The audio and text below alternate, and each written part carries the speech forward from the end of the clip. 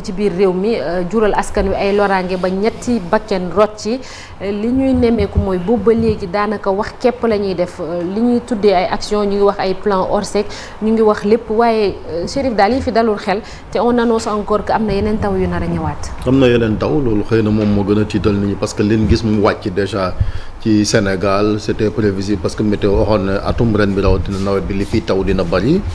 xëy na matukaay yi mëne soon na koo jël même si phénomène yu bees yi comme ni ko waxee di enregistrer ay précipitations record c'est phénomène mondial la mbiram climat lañ ko wax mais xëy na des fois.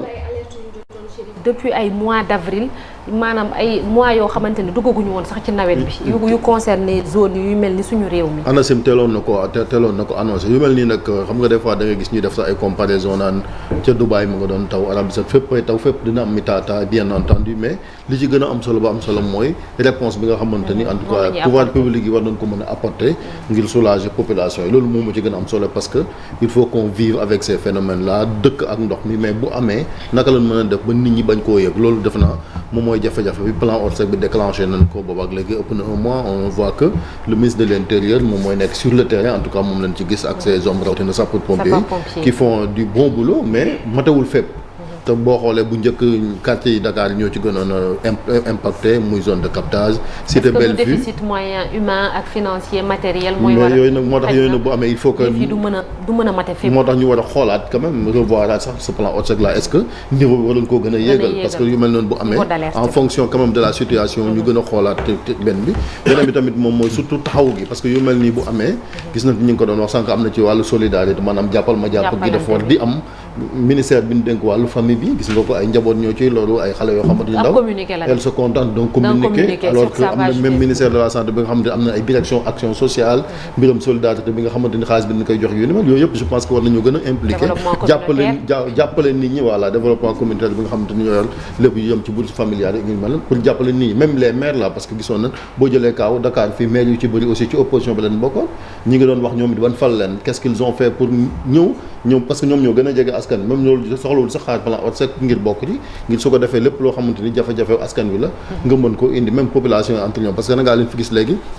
nit day nekk ci jafe-jafe on préfère di TikTok di wane nit koo xamante ni mi ngi souffrir gis nga xale bi nga xamante ni moo ñàkk bakkanam waa ki noonu sepp bakkanam fële ci Cambérène 2 les gens sont contents de filmer et cetera mu wane ne kon responsabilité yi fii ci Sénégal war nañ ko gën a xoolaat yu mel nii bu amee ay téléthon sax salle bu ko jaree ñu def ko pour ñi nga xamante ni ñi ngi ci ay jafe-jafe ñu daal di leen ciy génne parce que moom moo gën a am solo parce que yàq alal ju bëri moom moo ci yàqu le président annonce que ni dañuy xoolaat beneen plan décennal mais bala nga waxaat beneen plan décennal ñu lijjanti bi fi woon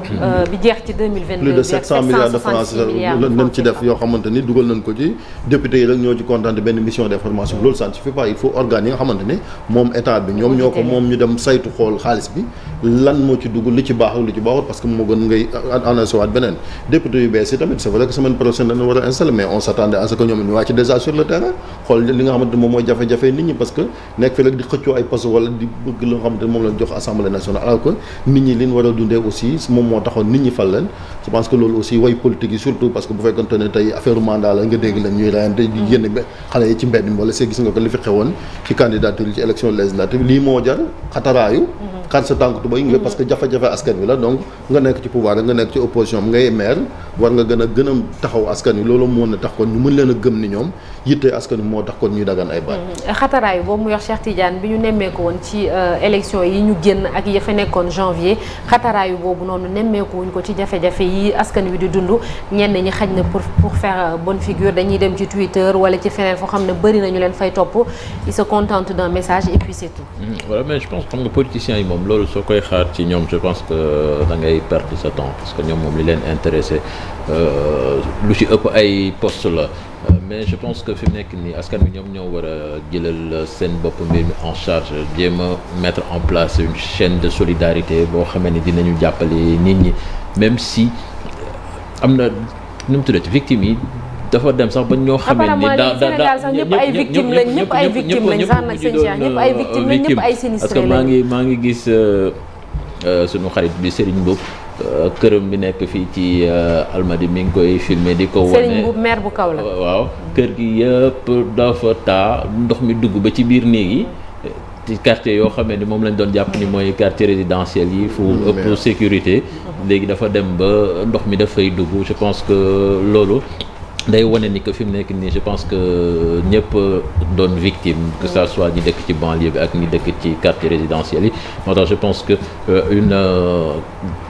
campagne de solidarité nationale quand même s'impose maa ngi gis benn journal muy titré ni que le président de la République dans les airs les populations qui souffrent quelque part aussi je pense que c'est une vérité parce que lu mel ni tamit su amee Sénégalais yi nañ doon soxla seen président nekk seen wet mais là c'est pas le cas peut-être que agenda am la am mi ngi noonu mais beneen côté aussi naata je pense que ñi nekk ci ñiy tabax infrastructure yi war nañ tamit di bàyyi xel conséquences yi je pense que nga ñëw tabax yoon tabax pont fàtte ni yow après dégâts yi muy am xanaa ci week-end bi am na fi ay population yoo xam ne dañ demoon di waaj a songu terre bi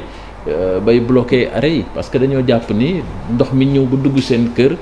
train express régional bi moom moo ko waral. waaye loolu tamit faju ko de. non mais peut-être mais suñu faju ko mais suñu defaree loolu tamit baax na ñu xam conséquence su infrastructure boobu lu muy andi ci kër yi ñu jéem a wut ay canalisation yoo xam ne ni dina mën a maanaam atténuer loolu. mu bañ a am gis nga pont bi ñu wane fii ci tali bi mu fees dell ak ndox moomu su amul fu mu jaar day dugg ci kër yi te loolu moom mooy andi loraange loolu moom moo tax zone yi nga xam ne ni daaw ñoon am ndox tey jii seen kër yi di fees dell. te Cheikh Diop le moindre mal sax mooy comme ñi am ay jafe-jafe bëgg a xëy dem liggéeyi doo mën a dem liggéeyi wala ay yàqu-yàqu yu tuuti ça c'est le moindre mal mais am na ñoo xamante ne taw daaw bi sax taw ren bi fekkaat na ko fa. ba noppi seen lépp a yàqu. waxuma la sax ay xëy liggéey mais lekk ak naan sax nekk na lu jafe ci ñoom jamono ji. lu jafe naata ndax itam balaa ngay wax lekk ak naan sax amaana da nga koy tal ndax ñoom ñi nga xam ne ñoom la seen kër yi fees donc fu ñu toggee sax duñu ko am donc ci la jamono ñu bëri ci ñoom dañuy toltolaan comme ni ko Cheikh Tidiane waxee foog naa ne même gouvernement bu Sénégal bu door yenn liggéey yi war na mën a xalaat yenn ci ay njeexital yoo xamante ni yooyu la liggéey war nañ koo am jëmale ci ñi nga xam ne nag ñoom ñoo di askan wi foog naa ne bu fekkee da ngay defar ba à la fin la ngay yàq moom moo ëpp la nga doon defar daanaka amul njëriñ te booy xool ñu bëri ci suñu ay reportage bi ñu leen déggee suñu ay micro li ñuy addu moom mooy yenn ci ay liggéey yoo xamante ni gouvernement bi defar na ko ay lotissement loolu rek la ñuy addu ñuy sàkku ci gouvernement bi ñu dalal seen xel dimbali leen gaaw leen a jëlee ci jafe-jafe yi nga xam ne nag ñu ngi ciy nekk bu fekkee sax ñenn ci ñoom nga xam ne ndox mi nangu na seen kër ñu mën leen a rek recaser feneen foo xamante ni en attendant jamono di changer foog naa ne dina gën waaye itam askan wi gën a rek farlu ñun ci suñu biir itam ñu jàppalante ku ci nekk jàppal tànk sa morom bu ko defee jafe-jafe yi xaw a wàññeeku. effectivement Cheikh boo déggee sax ku ci nekk looy wax rek mooy ñun dimbal lañu soxla daanaka ñoom ñëpp c'est la même phrase nañ ñu dimbali ñoom ñëpp loolu képp la ñuy wax ay jamono fu ñu leen daan recaser mooy école yi ci boppantam boo fa demee fekk fa ndox mi fees dell maanaam amatuñu sax fu ñu leen yóbbu bu ñu leen naree jëli ci site bi yóbbu leen ci beneen site bi tam fépp am ndox mooy li Chérif doon wax sànq rek certainement il faut une réponse adéquate ngir fexe ba ndox bi ñu jële ko fi askan wi sonn nañu lool ñenn ñi dañ la naan bu wisee sax nag ñoom seen i nelaw jeex na mi ngi noonu doy na waar Lac Rose tamit bi nga xamante ne ndoxu taw mais ñëw puus ndoxu ba nekk foofu ba pare bëgg faa toog doy na waar ñu jàll ci beneen ponk muy un jour au Sénégal un jour dans le monde.